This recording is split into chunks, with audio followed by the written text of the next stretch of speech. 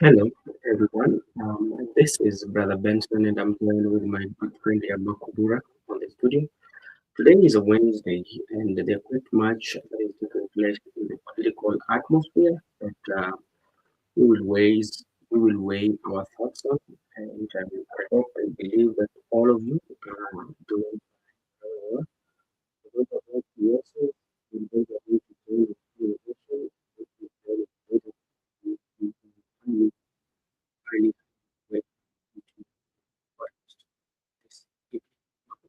highly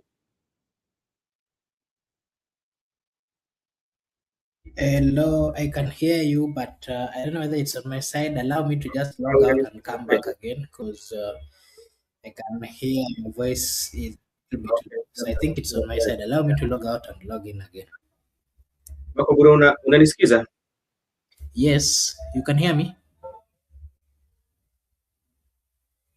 Hello, Makobura. Okay. Inawezekano labda kuna shida mahali.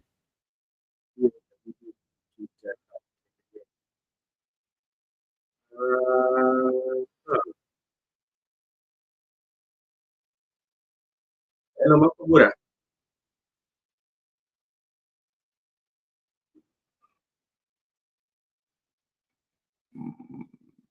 Hmm, labda kuna shida mahali. Makobura, unanipata sasa? Makobura. Alright. Asante sana, kinakaa kuna shida mahali, but tutajua tutaitatua. Asante sana. Thank you everyone for joining, and even those who will be joining later. There's quite some news that I want to share with you, and you have to get informed. It's very important today. Makobura, can you hear me now? Yes, good evening. I don't know whether I'm clear now. Yes, I can get you now. And the initial say I was not able to get you. I don't know where the problem was. Um, I, I, I, Okay. I just want to share something here. This is bad news, I would say. Bad news to Safaricom users, as government can now deduct money from your M-Pesa without your you asking you for PIN. Especially many M-Pesa users are raising alarm after discovering that the Social Health Authority can automatically deduct monthly health insurance contribution directly from their wallets without requiring a PIN prompt each time. Safaricom has since clarified that the matter following customer complaint, explaining that this occurs when users have activated M-Pesa Ratiba, the telco standing order service launched in 2024 and separately authorized SHA for auto deduction. So it's something that you have to deduct if you activate it from what is here.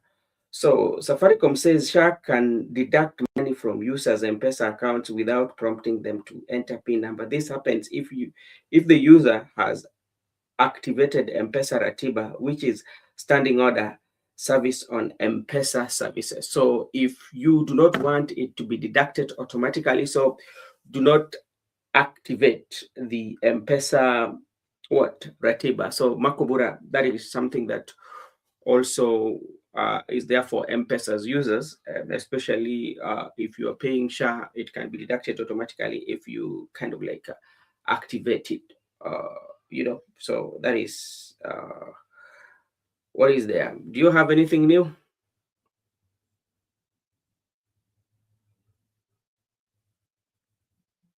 All right. Not really, apart from the news of demolitions which happened last night, which of course Mm-hmm. has caught the social media with a lot. Yes. People giving their views, and of course, the views are different. Some are political, some are, yeah, only that. Oh yeah, we are coming to discuss that because that is the major discussion that we are going to have, especially in Nairobi. When you look at especially the property where that is associated with Governor for Kiambu Wamatangi, this according to his accounts, he paid a leasehold for that property from Kenya Railways, and he's saying that it is political. and the people are now arguing. And even if you go to social media, they are bringing some properties that sit on a public land that also should be demolished. They're just asking questions. That is also something that is there. Our neighboring Uganda will be going for election tomorrow, but as we speak, Bakobura, the internet is down. So I don't know why it is always, especially the government in place to shut down internet, especially when people are going for election. I don't know what fear that they have, or I don't know what they planning to do. But somebody say that internet might be down, but the cameras on the phone will be rolling. So you might shut down the internet, but at the end of the day, when the internet will be back, all those bad evil or those things that are constitutional or against the law that has been done by both parties, let's say the government and the opposition, will at some point reach the social media. What do you think about the Ugandans, especially Uganda and its government, or Museveni and his administration, shutting down the internet for um, Ugandans? Okay, thank you so much. I did give my views yesterday Mm-hmm, on the matter that is there in Tanzania, and mm-hmm, specifically the issue of internets being shut down. mm-hmm, And I can categorically repeat what I did say here yesterday, that it is a bad culture that we mm-hmm, saw in Tanzania. And of course, we saw the repercussions. You saw what happened when that yeah, government decided to do that. The people got to the street, mm, and the aftermath of that is something that they're still battling as a country. It mm, doesn't pay giving people freedom to express themselves, to give their views. yeah, As a leader, you are supposed to listen to the people that you govern. mm-hmm, And it is mandatory for any government who is really concerned about the citizens to give them time mm, to also give their views and to entertain, I mean, to enjoy being in those specific countries. Again, it is so wrong. Those are bad, mm, pathetic behaviors. We've seen them in Uganda, and I can say that we expected that in Uganda. Remember, part of freedoms that are even there in Tanzania, in Uganda, mm-hmm, it is even worse, because if you start criticizing the government in power, you mm-hmm. will be taken to, you know, uh, some courts which are not even citizens, courts, Mm, and you are going to be charged with things, or it's something very, it's difficult to understand. It mhm, is only in Uganda that if you criticize the president, you are taken to jail. It is only in Uganda that a CDF of that particular can even threaten mm, a sovereign other nation, something that is really, I don't know even how to explain it. So the bad behavior in Tanzania has been there. It is a culture, but mm, I believe that there is quite a number of Ugandans who are not happy with those kind of moves, and that they would also wish to have freedom to enjoy life and to enjoy their human rights. And I can specifically say that the likes of Bobby Wine, who are also contesting in this particular election, mm, as much as they might not have what it takes, they mm, might not have all the freedom and all the support mm, that Museveni is getting from his government, a government that he's currently the longest serving president. And mm, it's unfortunate that at his age, he's still, going for election and still threatening and even making it difficult, for other leaders to come into the limelight. It's so unfortunate. And those are some of the reasons that, Africa needs to rise. Africans need to fight for themselves. They need to fight for their rights, because in doing so, that mm, is the only way they will save themselves from bad governance. There is no way that a government mm, would shut down internet just because of the fear. They are not actually fearing the election. When you see a government trying to blacken things or not to mm, give the right information to the people, then they yeah, are planning atrocities. They are planning bad behaviors or bad things during that period.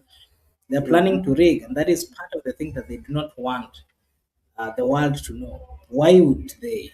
The life has been moving on in Uganda. People have been entertained. People have been getting all those kind of, you know, Mm, it becomes really difficult to understand why a whole government would be fearful of its own citizens, especially when mm, they've been on the right path, on the right track, mm. continuing to do what is right.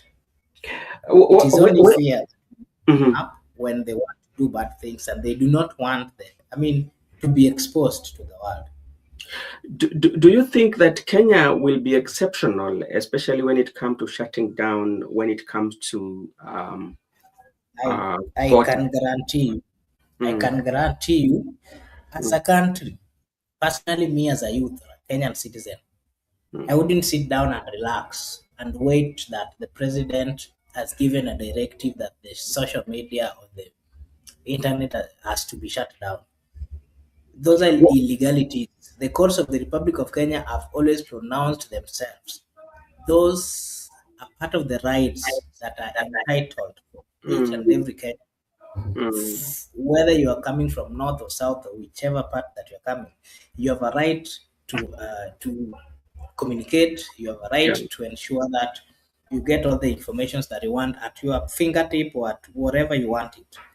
In Kenya, we've So, matured, so and in the event, let's say that in the event that it happens in Kenya that the courts, maybe government might decide, okay, we are shutting down the social media because of this and this, and the good citizen of Kenya rush to court and say that, okay, it has been shut, and courts give pronouncement and they fail to obey those pronouncements by the court, because we've seen cases whereby there's so many pronouncements that have been made by courts, but the leaders ended up ignoring them. So in such a scenario whereby the court has given the pronouncement and they ignore, especially in this matter of uh, I internet can shutdown. I can tell you, Brother Benson, Hmm. any law that is infringing on the rights of Kenyans and especially the youths would be met with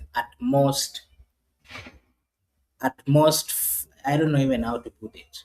You will see Mm, people on the street and they will not they will continue, they will sit, they will dance, they do everything on the streets. I can assure you that mm, Kenya has made quite a number of steps far much ahead.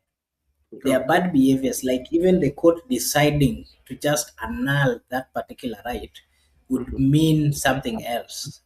The mm, people of the Republic of Kenya would not allow that. Look at what happened last year, mm, going against right of one individual. Remember this young man who was killed from Kasipul. mm, That made the entire country, you know, to fight for his life. So what mm. about something that is going to touch on the rights of millions of the people of Kenya? It is not going to be easy. I Yeah. have always said that uh, there are things that can leaders can do. They can Mm, bribe, wanaweza iba. And it is mm, not that the citizens are not aware, they are aware.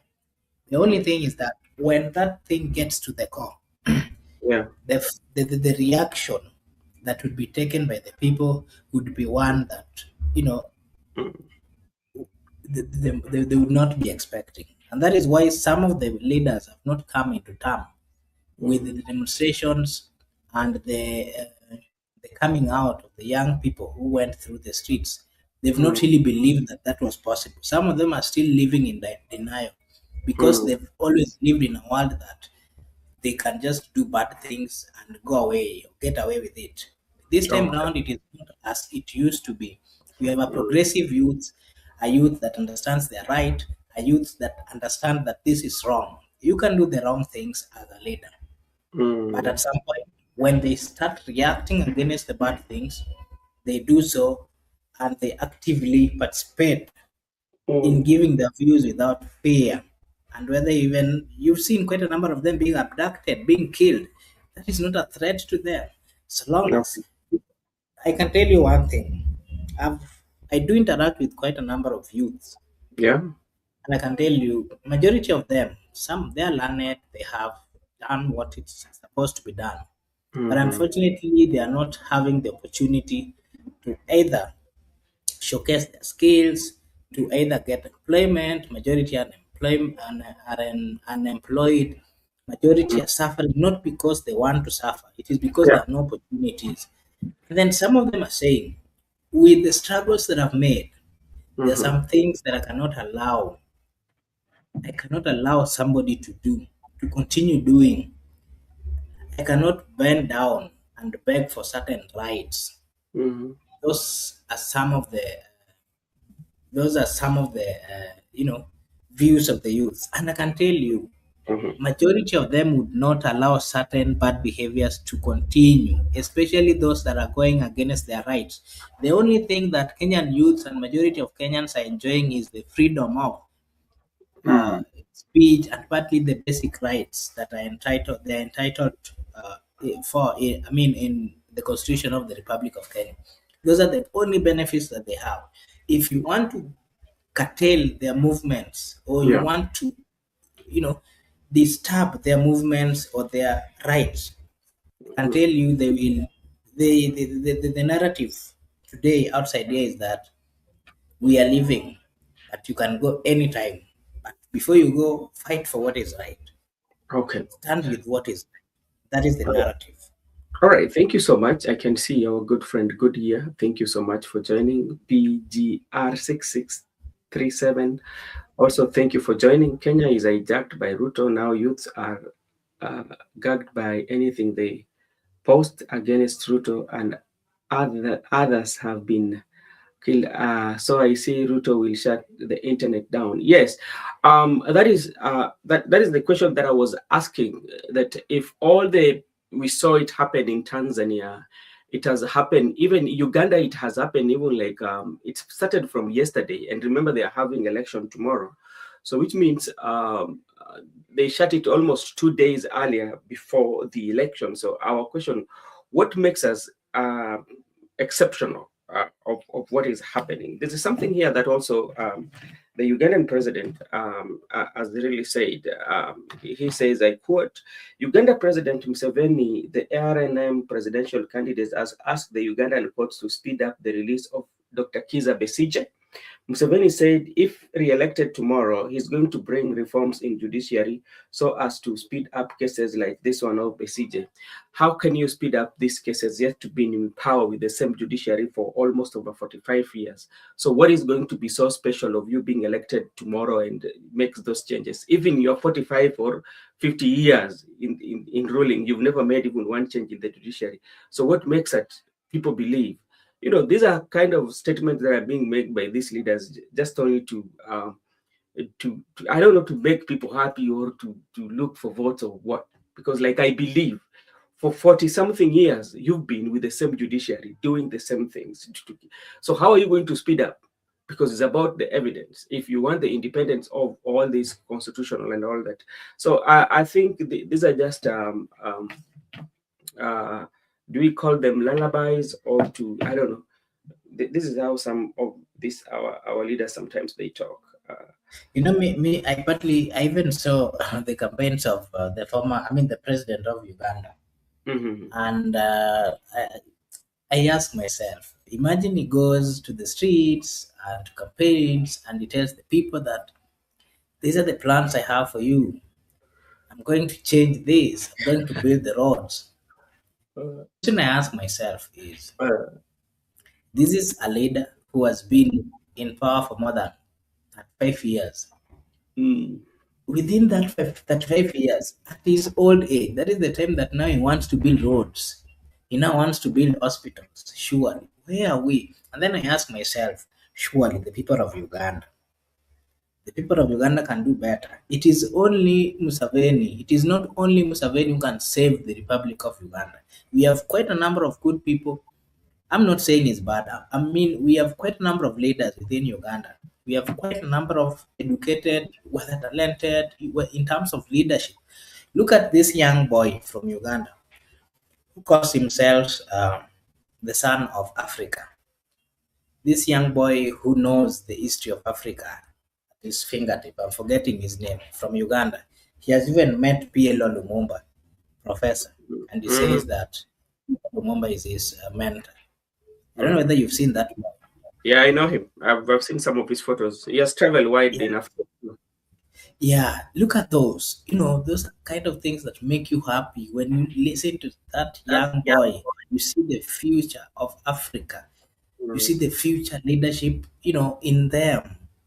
We have good leaders in Uganda. Look at this man who has been tortured. Is currently now in hospital. Not really known whether it's hospital, whether it's in jail or what. Mm. You know, these are good leaders. Look at Bobby Wine. A young man fighting for the rights of the people has been arrested not once, several Several times. times. He has suffered quite a lot. Look at him. We Mm. have, if you stand fighting for your rights, fighting for the rights of the people, the only thing that they met, you get is you're being maimed, you're being abducted, you are being killed. It is you in Uganda. I don't know if you remember, there used to be a police officer in Uganda who was really against bad culture within the police force in I Uganda think he and died. corruption. He was killed. Not that he died, he was killed. Look at those kind of things. Why would you kill somebody because he's fighting for the rights of the people? Why would you kill a police officer because he's speaking about the bad things that are happening within the police force? What is wrong with that? You know, Mm. People should respect the lives of others. And if you realize that a fellow human being has been talented or blessed more than you, the only thing you can do is to give them away and try stay closer to them so that you get to learn. And that is why Raila operated the politics of opposition for quite long. He gave the people who had the opportunity, the likes of, for example, young people who are coming up, he gave them opportunities. Look at this young man from Kilifi who was appointed as a CS, Fikirini Jacobs. You give them a chance so that they as they Makobura, grow, you get to. Makobura, let me ask you about this young, because you're talking about appointment of Fikrini Jacobs in the CS. Do you think the intention of appointing that guy was genuine, or there was something behind it? It wasn't genuine, but one thing I like with that particular So, young so, man, remember the so, first time he resurfaced. okay, okay. If it was not genuine, Let me then just give an how do we say clarification on that? it.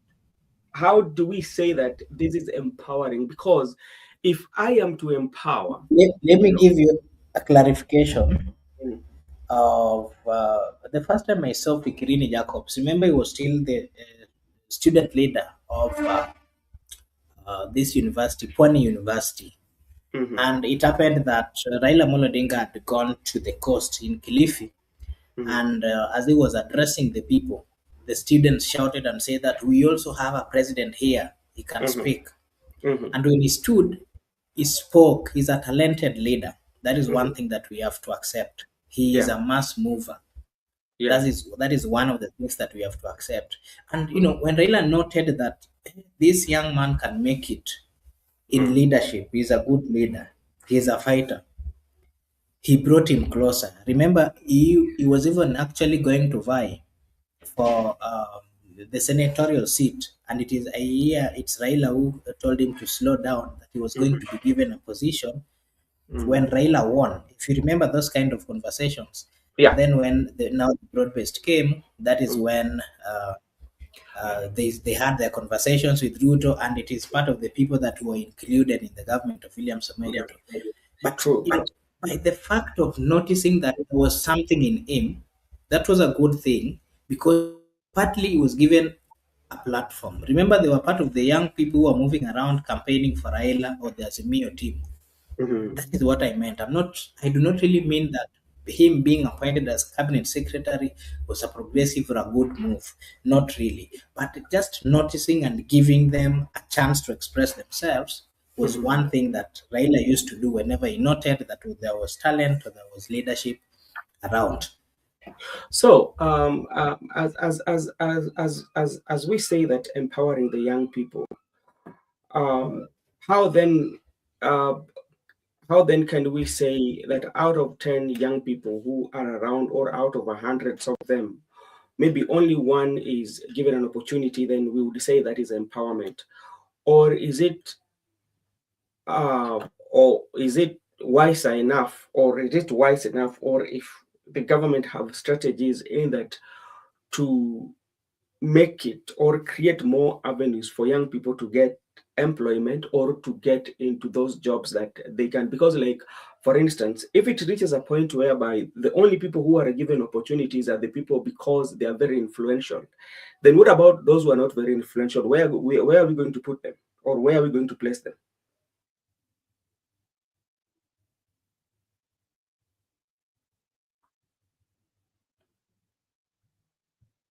Hello. Okay. Paul, thank you so much for joining. I was just asking. Sorry, Brother Benson, I didn't. Okay. You said that singling out 1 out of 10, is that empowerment? Yeah, because And allow me. the problem I Yes. have, the problem I Mhm. have with this, or my point of departure, it is Mm. okay to empower young people. That is something that everybody would want to. But how do we empower young people? Do we only empower young people through positions that are being given, or we can also use other Brother Ben, avenues by creating good avenues that eh, can absorb as many as they are? yeah, I get your take. Mm, But when I did give, or I did use Fikirine Jacobs as an example, I yeah. didn't really mean that he has been, that was the right empowerment. Mm, I've given, a slight clarification on what I meant.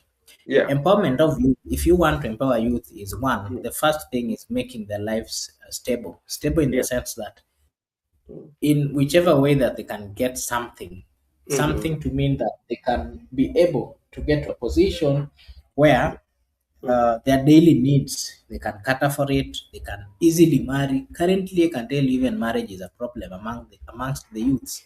yeah. Those, back in the days, I've read quite a lot in history. People used to marry from 25 years to around 30. You'd find that majority of people would have married at that particular point. But Mm, today you see people getting past 30, and if you start asking them about marriage, the only thing they will, they'll mm, deep down they are willing, they want to get into it. But yeah. they are only fearful of one thing: Mhm, how am I going to manage my family? That has always been the stress that young people are going through. It is yeah. not that they do not want, it is Mm, it is that the economy and the lifestyle around cannot really allow them to have a good mm, life that they've always wished for. And remember, these are people who have invested either in education, some of them mm, sold land, some of them, have suffered to get to where they are. mhm, But unfortunately, they're not able to get what we call any they're not able to get anything that can sustain them or make them have a life that they have desired. That is okay. what we call empowerment. If somebody can do that to a young person, Mhm, then they are on the right place. But again, there's this saying that fundisha mtu, ukitaka kuempower somebody, mm, show somebody on how to fish. Teach them how to fish, so that when you're not there, they'll be able to fish and get food for themselves. That is okay. what we expect from leadership, but it is not there. All right. So, Mhm, currently happening is the kind of empowerment we are seeing is out of greed. It's an empowerment that is not genuine. It is an empowerment that is coming with a cost, and that is yeah. now the difference of the. I mean, that is now the challenge that we are seeing with this kind of empowerments. I think that's my Okay. take on that. All right. Thank you so much. We will still engage on the empowerment of young people. Today, I saw somewhere that there was a 22,000 that people got from Nyota Fund. I don't know whether somebody out there had applied, and you were lucky. You are among the luckiest to get the Nyota Fund. So unaweza katuambia na utuambie utaenda kufanya nayo nini. Asante sana. Naona Shaima Hussein. Asante sana kujiunga na sisi. Natumai kwamba uko vizuri. Um, there's issue here of Wamatangi, and Wamatangi had a business behind Kasarani, and that business was demolished uh, um, today in the morning in the presence of the police officers, and everything went down, billions of shillings. But there is no police officer or anybody in charge of the police who came to the press and gave the reason for demolition. You know, in some quarters or in some countries, especially if such kind of multi-billion property is being brought down or business areas being brought down, after everything is done, the police officers will come and give the reason for demolition, because like they were there providing the security. And another thing also, what happens in other areas, it doesn't usually happen at night. It happens during the daytime. You know, so the question is, why at night? Why we are not getting brief from the police the reason why it was being demolished? But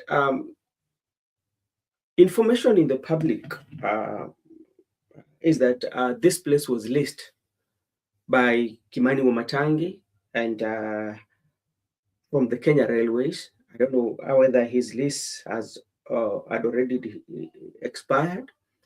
And so says that they want to build a terminus in that place. So that is what is in the public domain. But it also has taken a political angle, whereby they say that he's not cooperating with he's not supporting the government side, and some people have ended up accusing the national government, especially, to be in charge. Demolition of Mahawatangi's business was discussed with Ruto. Gachagua claims. Rigathi Gachagua will not always miss out on something to say. Rigathi Gachagua has claimed that the recent demolition of Kiambu Governor Kimani Wamatangi business premises in Nairobi was discussed with President William Ruto. Former Deputy President Rigathi Gachagua claimed that the recent demolition of Kiambu Governor Kimani Wamatangi business premises in Nairobi was discussed with President William Ruto. In a statement on Wednesday, January 14th, Gachagua said the move against Wamatangi followed pressure from members of parliament MPs from Kiambu. On Monday, 12th January, this evening at Sagana State Lodge, members of the parliament from Kiambu County, led by the notorious one formerly known as his wife, confronted President William Ruto over the slippery political situation in Kiambu County and Mountain in generally, he stated. Gachagua added that the MPs expressed their concern over Wamatangi influence and growing popularity of the Deputy President Party. This expressed concern and frustration over the popularity of. So this is just like a literature that has been reported by all of us. So if Wamatangi is gaining popularity, why then go and demolish his property? Miguda, how are you doing? Hello, Mr. Miguda.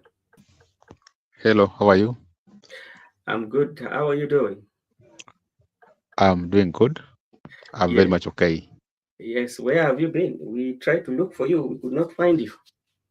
That's very good. I found you looking for me, but like yesterday I told you I was going to admit a certain student somewhere. So we finished late. I'm just getting to the house right now. That's why you could not get me. Pole sana kaka, mimi nilisahau. Unajua pia saa zingine umri ikienda sana unapata kwamba unasahau. Sisi sasa tunaingia katika ile mkondo wa mwisho tunaitwa babu. Babu. Asante sana kakaangu kwa kufanya juhudi kuungana na sisi kwa mazungumzo. Umetudanganya kidogo ndugu yetu. Kivipi? Ati unaingia mkondo wa mababu. Sasa tuko hapo. Unajua, ukitaka kujua unaingia katika mababu, wimbo ambazo unasikiza kwa redio ama ni zilizopendwa, zile za zamani. Ukisema hivyo basi itabidi basi tulete mwenzetu hapa Msimamo atuelezee maana ya kuingia kwa ubabuni, what it really Babu. mean, because I don't think so, and I don't believe you are not nearing there any soon. Okay, sawa sawa, lakini tunaelekea huko. Migoda, swali iko hapa. Migoda, I thought you went to Oburu Odinga conference. Who has asked that question? You know, I can't get the screen. Oh, oh, you know, let me tell you a story right now. That's just for introducing me. Yeah. I was following, you know, on my way back. Yeah. That's why you could not reach me, because I was following that rally online, and when I was coming back, and so I had some issues to do with the offline calls. So when I was following that meeting online, you know, the team is divided. Yes. And the discussion we had in the vehicle when we were coming back is that the Oburu wing are ready for the NDC right now, and that's why you saw him doing his politics right at Kamukunji. And you know, Babu Owino, Winnie Sifuna wanted to do theirs at Kamukunji. So we are waiting for them at the NDC. At the NDC, people are going to fight. So it's going to be between the young tax and the old tax. But now the old tax, let me tell you a secret right now, because I was actually having a reliable person with me. So by this weekend, this weekend, we are going to approach. Actually, they are going to kick them outside the ODM this weekend. That's a very sad situation. People like Sifuna, Babu, they are done with them. So what we were saying is that going forward, the TJ Kajwang, Antonio Lwach, Simbarati, you saw Simbarati during the rally. They have bring their boys to Oburu Odinga and assured him to call NDC. So when Babu will come with these boys, they have to fight. Like I told you yesterday, because they're having the state support, the GSU. So expect war. And people are going to be kicked out of that NDC. So it's going to come. It's going to happen. So my good friend Shaima, that's the story I have. I was not on the rally. I wasn't in that rally, but I got the intels that we are going for the NDC. And the NDC, no one is going to be a coward. Everybody is going to be there, even Sifuna and Babu. So it is, you have to take it by force. If you can take the people, so be it. You understand, it's going to be that. No, if you miss the NDC, then you are a coward, because they are the people who have been calling this NDC. So when it is called, you must be present. So that's the news I received on my way back. So I wasn't in that rally, but I got interest and I got information. Okay. Thank you so much, Miguda, for that. And you know, luckily enough, let's pause for Matangi a bit, because Miguda has really taken us to another conversation about the rally that was held in Kamkunji, that is in Kibra, and it was led by Oburu Odinga. We had governor from Mombasa, governor from Kisii, and governor from Homa Bay. The governor from Migori was missing. The governor from Siaya and Kisumu. Definitely, the other governors do not have any positions in the party, so their absence is okay. But when you look at what was happening, Sifuna being the senator of Nairobi and also the secretary general of the party was missing. And as you said, that they are going to be kicked out, that is something that is underway, because, you know, the only person that has made it not very easy in the party to, especially to President William Ruto, I think is Sifuna. And one of the conditions that I feel, looking at it politically, that President William Ruto or the UDA has put on the table is that for us to start this negotiation, we do not want Sifuna to be the Secretary General, because, you know, the Secretary General is everything. He has the documentation of and the custodian of all the documentation of the particular party. So that is what might happen. Secondly, we know when you look at the history of all these political parties, Tell me of any political party that have gone to election, especially even in NDC, and voted for their leaders. All the leaders that are running these political parties have been running on interim basis or appointments. None of them, even in the history of ODM, there is no a day in the history of ODM for the last 20 years that ODM has had delegates meeting to elect their leaders, and through delegates, and then being ratified the same time. So majority of the leaders are the people who have been appointed. Look at Wanga. Wanga has been appointed as the chair. Mbadi was appointed as the chair. Babu Namwamba was appointed as the chair, as the Secretary General. Lagat, even Nyong'o. Nyong'o was the first Secretary General of the party when at the initial stages. So none of them have been elected by the delegates. So that one tells you how it will be. Then before I invite you, even Miguda, because you can tell us more about ODM. You know, the factions of Babu Owino and Sifuna and James Orengo, to me, I feel the way it stands right now, they do not have a chance to fight because Sifuna is the only person that has a position of SG. But once he's taken out of that SG, I tend to believe that his influence, especially in the party, will drastically reduce, and the hostility that is going to be created, especially with his party members within Nairobi, is going to be bad because they want to make it very difficult for him, especially to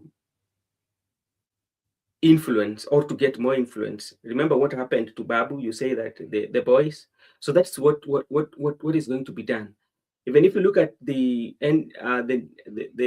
meeting that took place in Kilifi, I think one of the reasons why it was taken to Kilifi is because maybe Edwin feared for his life. Even in Kilifi, you saw those boys who are Sifuna must go. You know, where did they come from? You know, so as you say, that is true. They might take him off, whether you like it or not. So that is what I might say. Let me add something before we proceed, because today I was privileged to meet some people.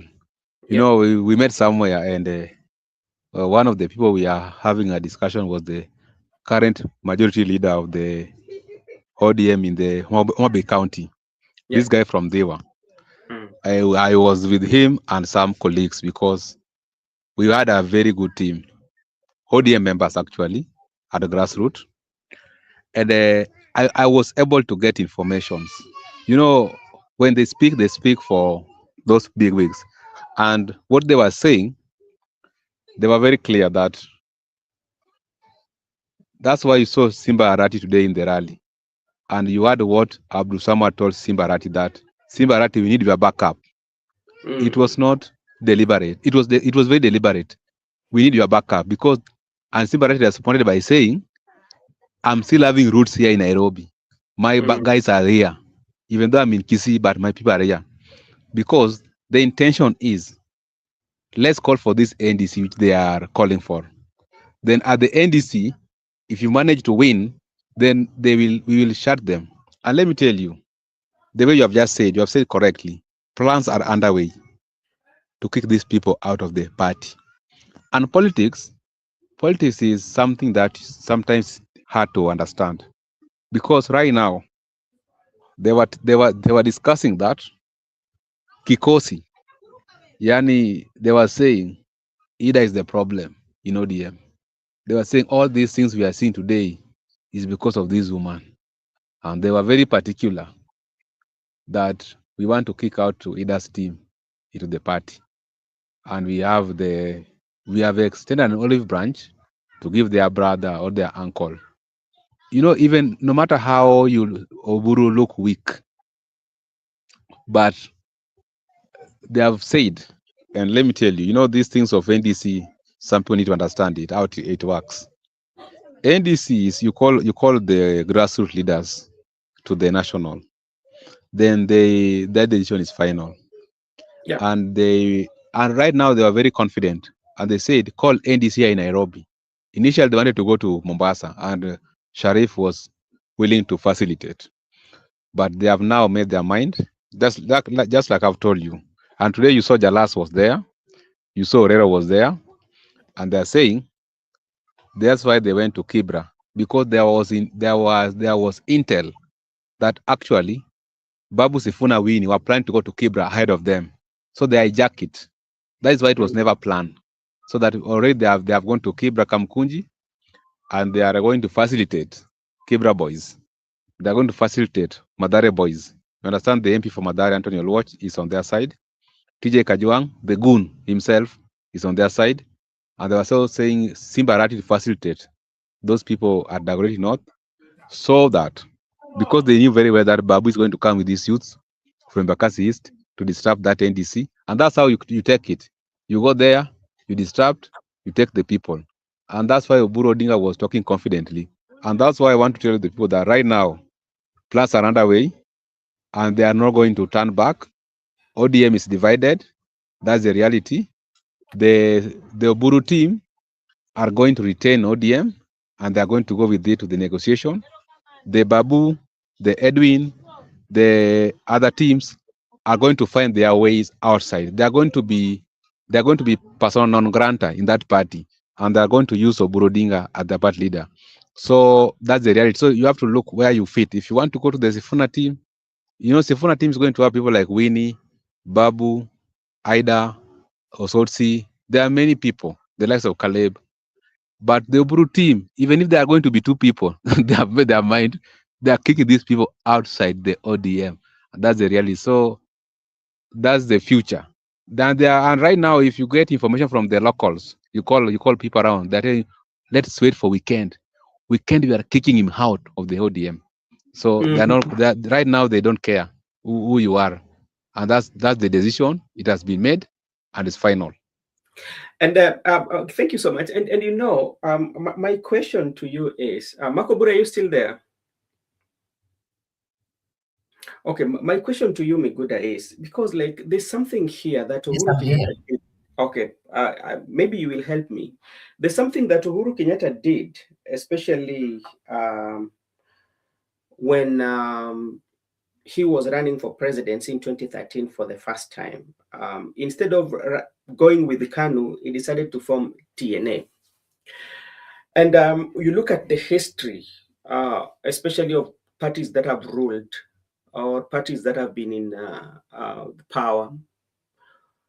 And once the face of the party dies or retires, they retire with the party.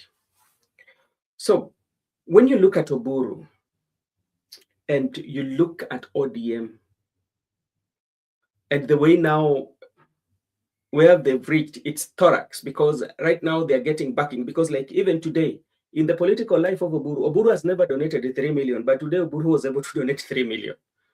Or sinilisikia alitoa milioni tatu, or am I, or 2 million. Alitoa 2 million. 2 million. In the political lifeline yake, mimi sijawahi sikia pali ametoa pesa, lakini leo alitoa milioni 2.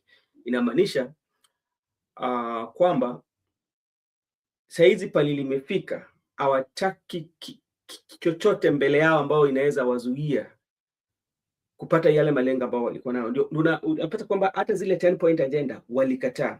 Sasa niambie, Oburu beyond Raila Amolo Odinga atapeleka ODM wapi? Let me respond before Makobura comes in, because me today I was with the ODM MCS, so I'm reporting something I got from the party. They were saying, there's something that we have to understand here. First, let me not be misquoted. I'm reporting to you people. These are not my decisions. These are not what I intend. These are just information reliable. I'm sharing with our viewers because it's very much important. I'm able to see the future as per their discussion. They were saying, there's something that they're trying to say. They were saying, for them, they don't care. They are behind Oburu, and they will camp behind Oburu. And anybody will go contrary to Oburu, they will decide their way. And that's why I was telling you. What you are just getting me, my brother Bezos. You have said they have reached a red line. It is true. Anybody who is going to stand on their way, whether you are popular or not, that is not their business. And what's happening right now is they don't care about 10-point agenda. They don't care about narco report. They don't care about Baba, whether Baba was a principal man or not. They are saying, even though they have been fighting for the human rights, but now is the right time to fight for the economic rights. And let me tell you, you saw Oburu donating 2 million. And when Salah came with the 2 million, Salah went ahead and say 2 term. But later Simbarati came and tried to correct things that we are going to work until 2027, then we'll negotiate. So sometimes it's very good to start adopting reality that Oburu wing, come what may, they are going to support William Ruto. There is no persuasion we are going to persuade them. Then Sifuna and Babu and Winnie, they will not engage to people like Oburu. So this is politics. And politics, people are saying, like the issue I've said Oburu, they were discussing, they were going ahead and saying Oburu is 82 years old. You know, we were having a roundtable talk. They were saying Oburu is at 82 years old. So why must Oburu fight for the people right now? And even if he can just enjoy for those times and he can go to his grave, so be it. That's why I was telling our viewers and my fellow young people, do not focus on Oburu. Whether he's going to join William Ruto or not, that is his own problem. As we have a chance as a young people, and we have not reached that age. The world is still, the world is not ending tomorrow. We can still fight for those things as young people. We don't need to rely on people like Oburu, because Oburu, you cannot take Oburu to the street to fight. Oburu cannot even go to detention. But as we are still energetic, we can persevere those arrests, detention, because we still have time, unlike Oburu. So this was just discussion around the table. Now let me bring for you the issue of Orengo. You saw when they call SIA people, SIA MCS, including the speaker, to State Lodge in Eldoret, in exclusion of the governor. The discussion was, we don't care. Impeach that guy. We have no business. We have no issue with him. And that's why I'm telling you right now, where they have reached, they are not going to take those side shows, those whatever. That's why they were able to reach a solution in the absence of the SG. So to conclude, I'm concluding. I just want to emphasize that what you said right now is high time Kenyans to accept, and people not that there's no turning back to Oburu wing. They have gone. It's high time to start organizing that if you are either with Oburu wing or Sifuna wing, so that you can see or now you can forge ahead.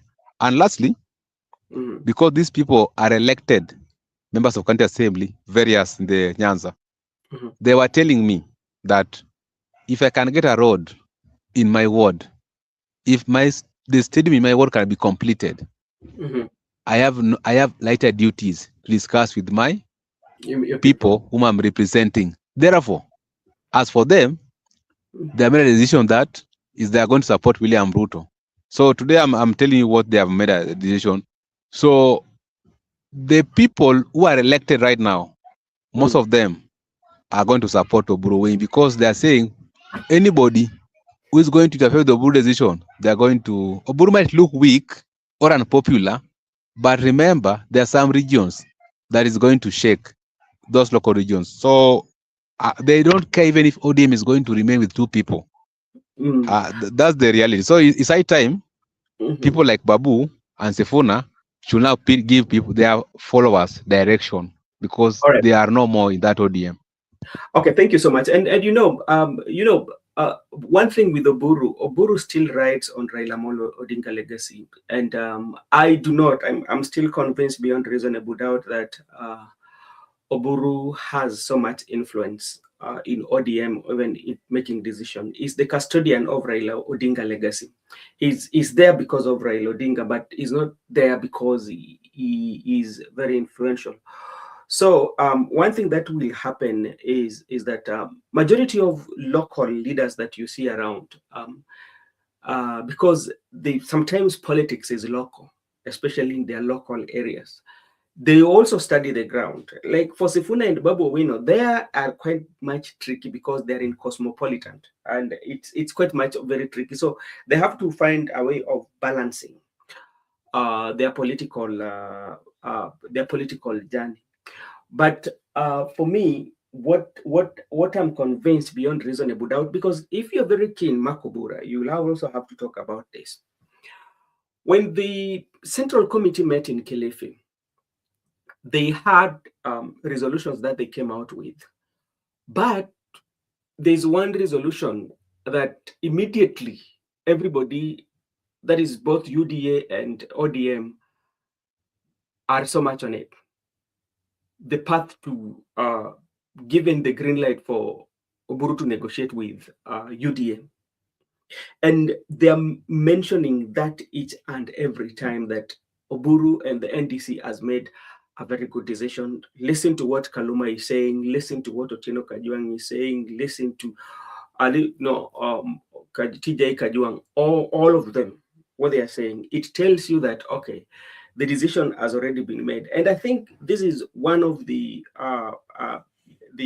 cards that maybe the UDA and the president placed on the table for the ODM, and say that, okay, if you want us to start this negotiation, one of the things is that we do not want people who are going to distract us from our negotiation. We do not want the likes of James Orengo.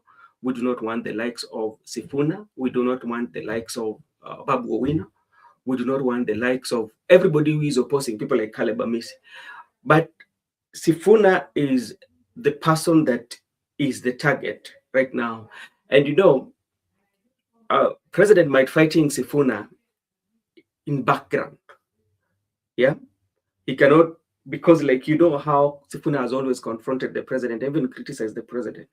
So president said, okay, now this is what is going to happen. It is either he leaves or no. So, and that one, people like the leaders like Wanga are not going to sit down and say that Sifuna, let's say this democracy in ODM. There's no democracy in all these political parties. The Ds in this political party, those are just paper names. They're not working.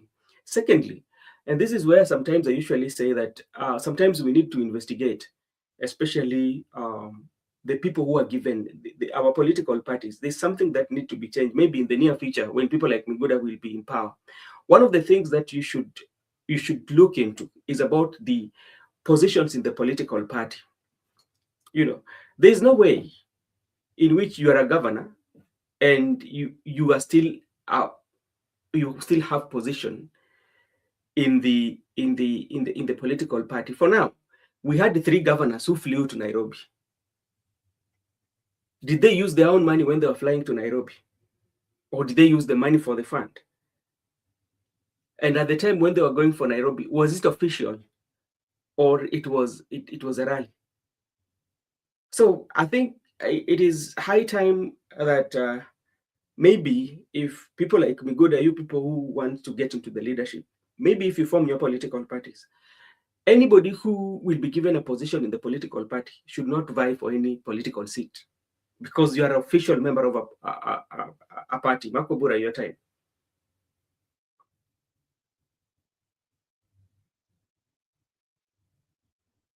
That reminded me of something that has always been there to Kiambiwa, that young people are the leaders of tomorrow.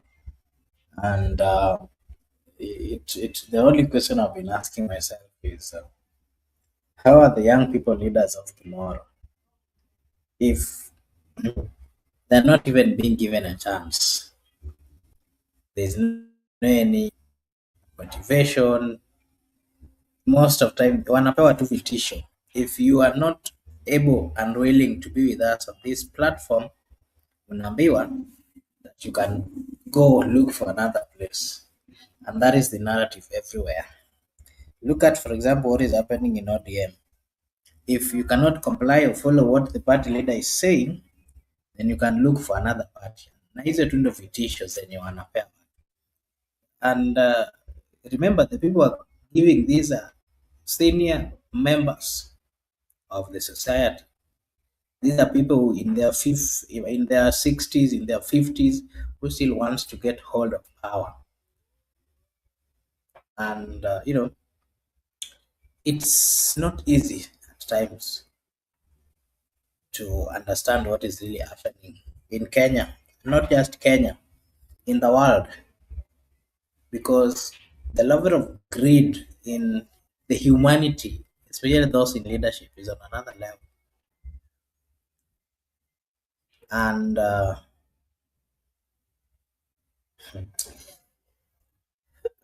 they say that God for us all, man for himself.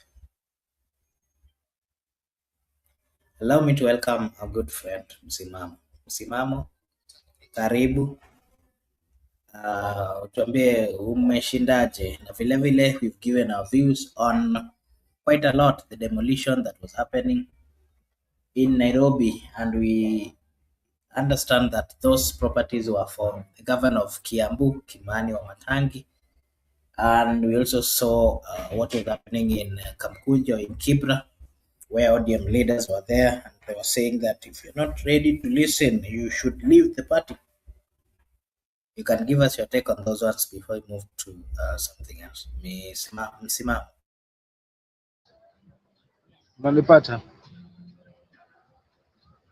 Nakupata vizuri ndugu yetu.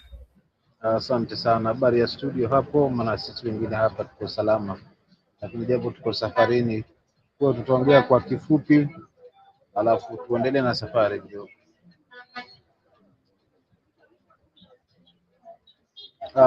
Nichukue pia nafasi hii kwa wale ambao wako upande wa comment section kule, wakiongozwa ndugu yangu Despona na wale wengine, lakini vile vile ndugu yangu hapa Mjuda,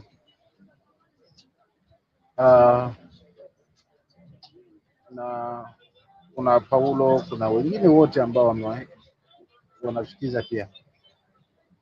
Kiukweli mimi sitakuwa mrefu wa maneno kwa sababu kama nilivyotangulia kwamba niko safarini, na kiukweli ni kwamba ubomozi ule unapinzana na matarajio na mapendekezo ya mahakama. Sasa sijui kimtazamo wangu nani iko juu zaidi ya mahakama, ama nani anaweza pinzana na maamuzi ya mahakama, kiasi kwamba sheria haifanyiwi, yani haiheshimiki siku hizi. Sababu kama ndiyo kweli majengo yale ni ya bwana yule gavana, lakini yana matatizo ama tashwishi, lakini zipo njia za kisheria. So unaona kuna tetesi wanasema wamekuwa mahakamani, walistopishwa wasibomoe, lakini wamebomoa vivyo hivyo. Sasa sijui kwa ni namna gani ile. So kama nipigeni kama madai walivyodai kwamba mahakama ilikuwa imetoa oda usitisho wa ubomozi huo, lakini imefanyika hivyo kwenda kubomoa, basi ni sana kwamba pia kuna tatizo hapo la kuitii sheria. Lakini vile vile haswa haya hawa mabwana kusema kwamba mtu ambaye atakuwa asikizi chama ashike njia aende. Sasa si nani mwenye chama, kwa sababu wote ni wanachama. So kuzana kwa hali kama hii kwamba wengine wasikizwe wengine wasikizwe maoni kwa sababu hakubaliani, sio ni kama kuna tija, wala hilo ndio suluhu ambalo yule ambaye iko chini masinani kama mwanakereketwa wa chama kwamba labda vile itakuwa analichukulia poa, kwa sababu chukulia mfano haswa wale wapenzi ambao wamesimama na mfano upande wa kina Sifuna, alafu upate kwamba kuna maneno kama hayo, unakuta kuna pande mbili, wale wanaunga wale hawaungi. So bado sisi kuna mkutano, na kwa hali hii kwamba chama ndio kimeisha mazima, hata wakijaribu kurekebisha kwa kila hali, lakini kwa kweli chama ambacho kitakuwa hakina uwiano na hakina ili kwa pamoja kuzungumzia hali zao, kwa kweli itakuwa ni kizaazaa. Alafu pia umeniuliza swali lingine la kwanza kabisa limenitoka, labda kingine unikumbushe ili niweze kumalizia hapo kaka, kama unanipata.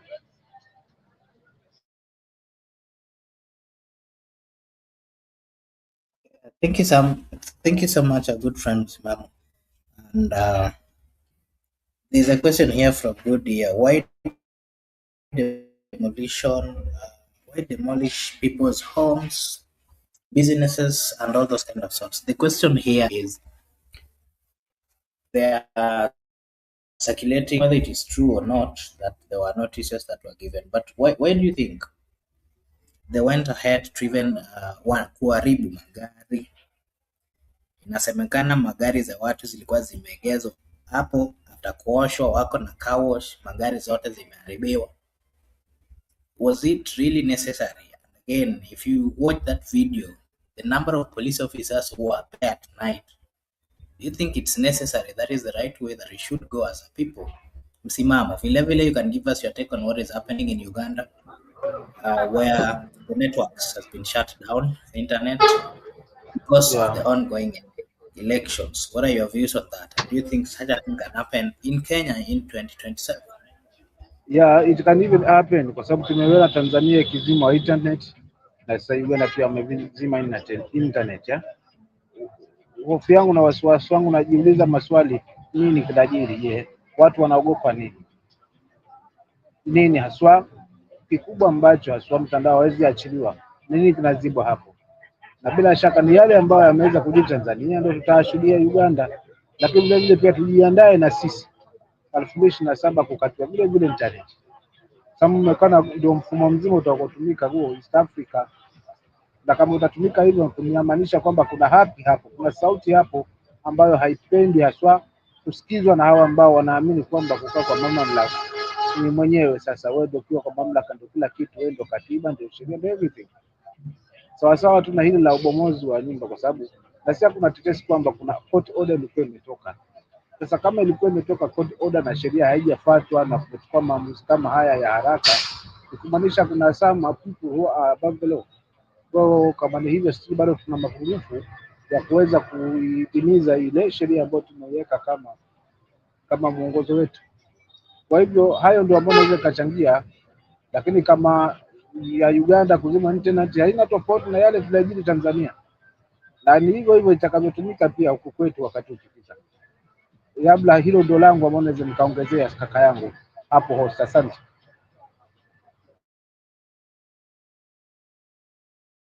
Asante sana. Migulia, I'll also ask you the same.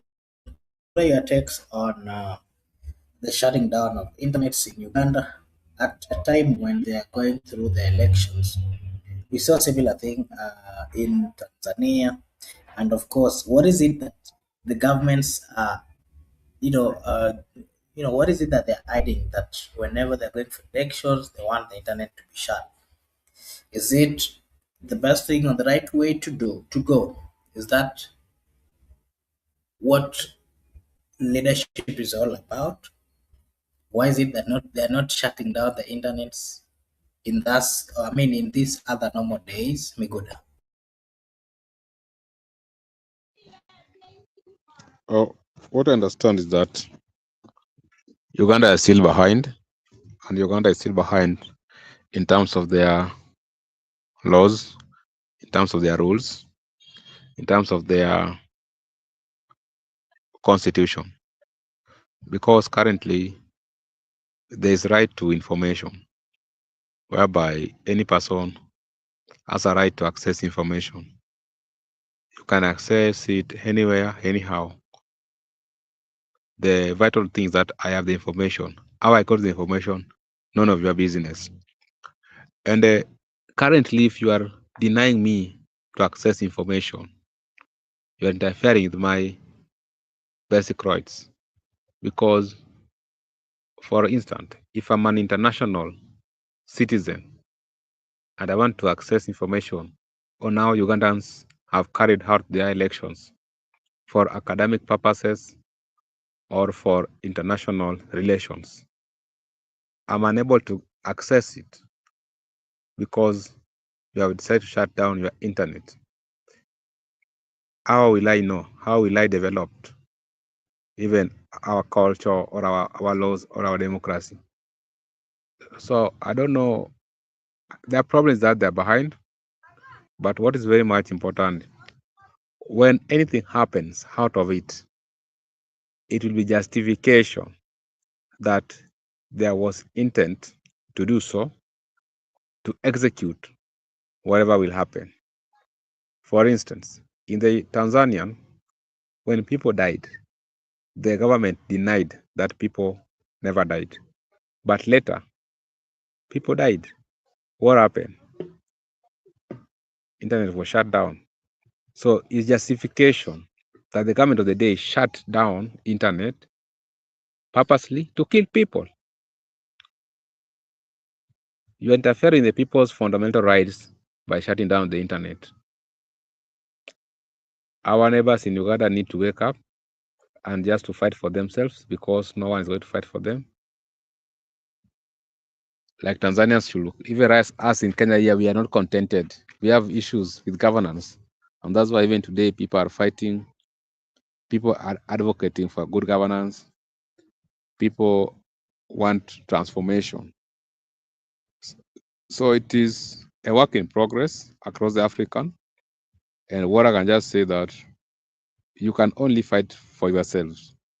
You can only fight for by yourself. No one will come and fight for you in your country.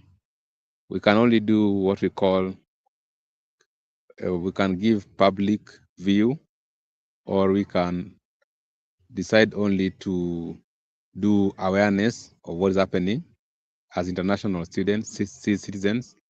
But the major part is the Ugandan people. Right now, they could be in court protesting the decision. Right now, they could be in the street protesting the decision. Right now, they could be writing to international organization, lobbying, so to protest for the decision. But if they are sitting pretty, change will come where they are sitting. Like our Tanzanian people, because people went to the street and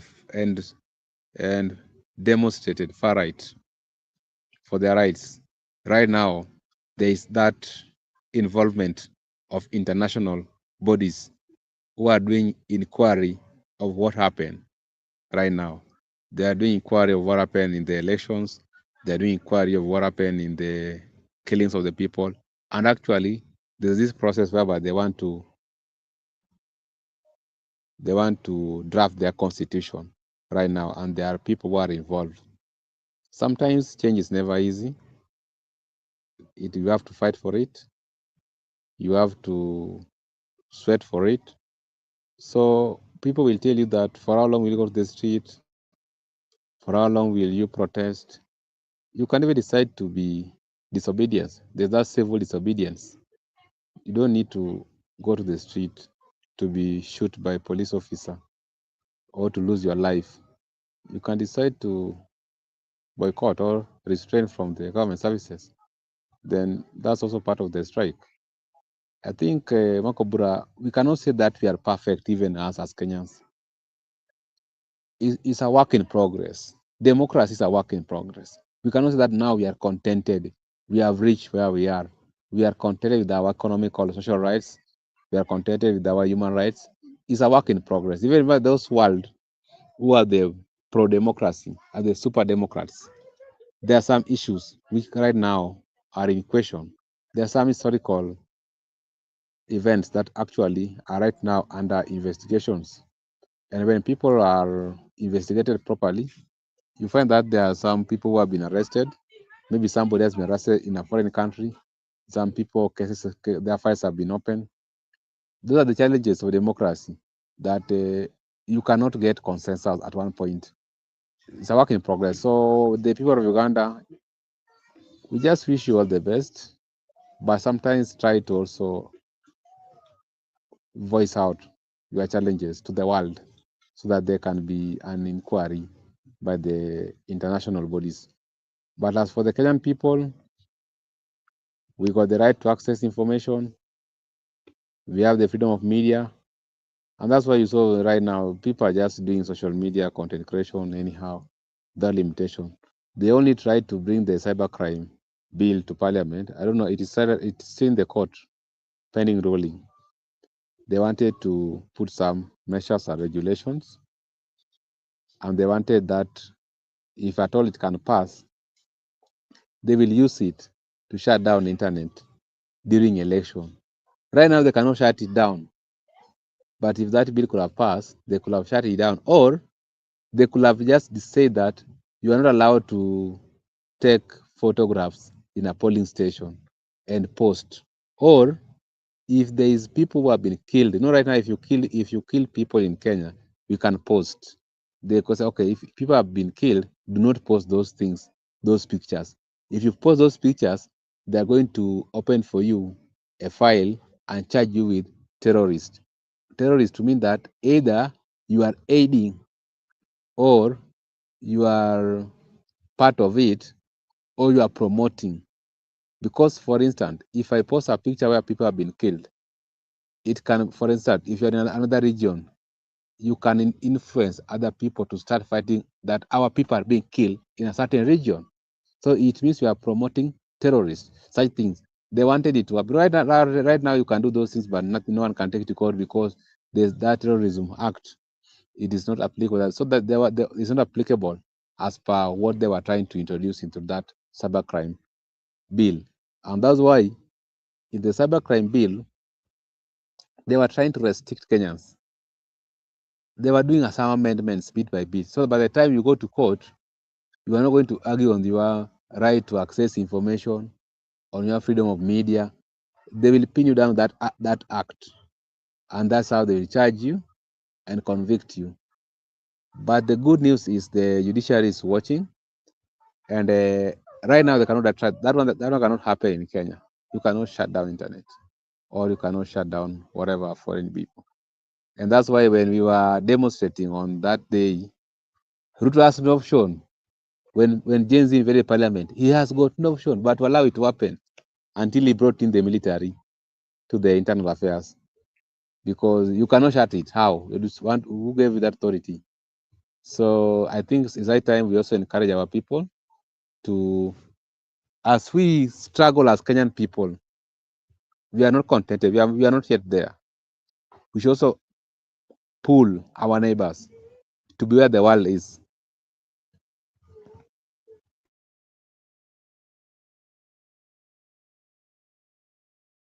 Okay, thank you. Allow me to give, to hear Msimamo take. Msimamo, we also saw UDA. After some few days, the ODM members decided that they're going to have a conversation. They permitted the party leader to have a conversation with the UDA party. And today we also saw a meeting that was held by the president, and UDA as well has permitted their party leader to engage ODM. And of course, it is an engagement that is all geared towards 2027 and the working arrangement for the next general election. Mr. Msimama, you can give us your take on the same, and then you give us your last remarks. Then Meguda will also come and give us his view on that, and then his last remarks. Msimama. Ndugu yangu, asante. Hili limeshapangwa, lishaiva, kwa hivyo hatuna budi kulitazama liende kama lilivyo.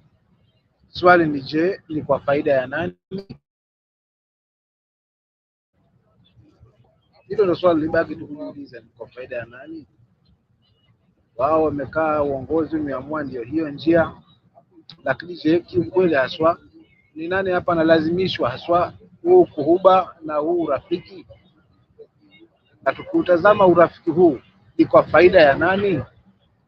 But hatuna jinsi, kwa sababu kama wao ndio wenye uongozi na ndio wameamua hivyo, wafanye kila ambao kwao wana kinatija, wache wafanye. Lakini je, mwananchi amehusishwa kikamilifu, ameridhia, ama ni kubandikwa tu kwa sababu anabebwa kama kapu, kama jembe kwenye kapu? Na kama anabebwa kama vijembe kwenye kapu, basi halina tija kwa mwananchi, ni kwa faida yao, kwa hiyo walifanye kwa faida yao. Asante. Hii ndio kuongezea kwangu hapa, asante. Asante sana Msimamo, labda kabla ukuje kutupea maoni yako ya mwisho, you can also give us your take on Ndindi Nyoro, the member of parliament of Kitaru, who has promised that every student in his constituency will only pay 500 shillings for them to learn in that particular constituency, whether you are residing or whether you are learning in that particular constituency. What is happening? Why are we not seeing such moves in other constituencies? Msimamo. tupe maoni na maoni zako za mwisho Azman. Kwa hii ya Kiharu ni maamuzi ya kiongozi kuamua kuona kwamba hiki ninachokipata kwenye mgao wa CDF wacha nikafanyia lenye tija, na utakuta maeneo mengine viongozi kwanza hapo ndo kwenye kula kwao, wao wanang'ang'ana kuzipigia debe.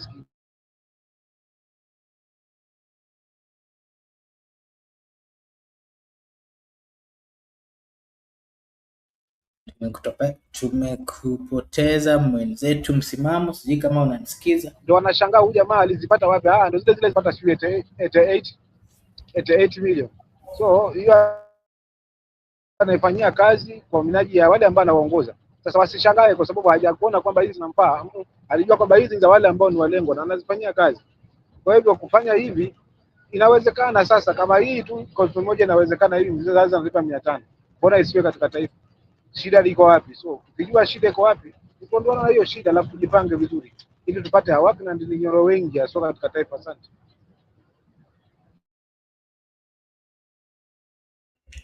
Maoni zako za mwisho Msimamo? Mwisho mimi ni kuwatakia kila heri wale wenzangu, ama niwatakia aswa wale ambao wako comment section, aswa wakoza ndugu yangu Jesper, alafu na wale ambao ni wakareketwa wa hapa ambao wanatusikiliza on daily basis, kwamba tujisahau, tujitambue haswa nafasi yetu ni ipi kama wananchi, then haya mambo tutamaliza vizuri, kwa sababu yeye yuko kwenye mikono yetu. So I believe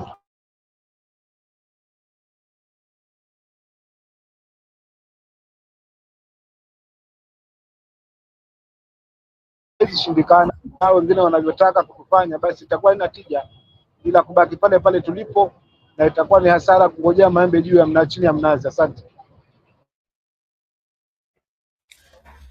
Okay, asante sana. Thank you so much, a good friend. A good friend for taking time to join us as well. We appreciate so much. Allow me to appreciate everyone who joined us today and remind you that this is Brother Benson Media. And over here, we do say that your opinion counts. If you are watching for the first time, kindly like and subscribe to this channel, because if you do so, it is a way of supporting us, na sisi hapa tutasema ni asante. Bila kusahau, acha nichukue fursa hii vile vile ni pongeze and say a big thank you to everyone, including Good Year. Thank you so much, Good Year, for finding time to be with us. Paul, thank you so much for finding time to be with us. Really appreciate. Our good friend Shaima, asante sana kwa wakati wako na kukuja kujiunga nasi. Tunasema ni asante. We also saw a good friend PGR. Thank you so much PGR as well for finding time to be with us. We really appreciate. Once again, I'm reminding you that this is Brother Benson Media, and over here we do say that your opinion counts. And we do have this kind of conversations. Of course, these are conversations which are all geared towards the betterment of our country. We do give our views on politics and matters affecting our country. The reason why we do that is because we are Kenyans and we want well for this country. We are not politically aligned. We give our views not based on any political alignment, but we are open and giving straight our views. Thank you so much. I want to take this opportunity to now wish you all a blessed night, a blessed morning, a blessed afternoon, a blessed evening from wherever you're watching us from. Thank you so much. God bless you. See you again tomorrow. Bye bye for today. Asanteni sana wale walijiunga na sisi. Tunaomba tena mkuje kesho, ndiposa tunaweza zungumza na tuendelee na mazungumzo kama kawaida. Asanteni sana, tuonaneni kesho.